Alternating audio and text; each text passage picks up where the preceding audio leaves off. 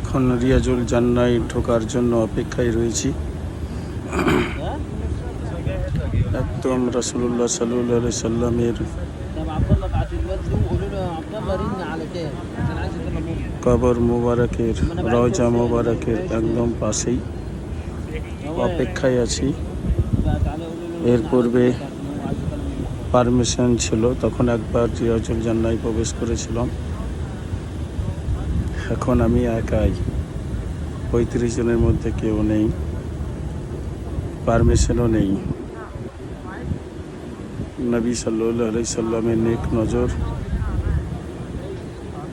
আল্লাহর রহম ও করমে বিনা পারমিশনে রিয়াজুল জান্নার দ্বিতীয়বার নামাজ পড়ার তৌফিক এনায়াত হয়েছে।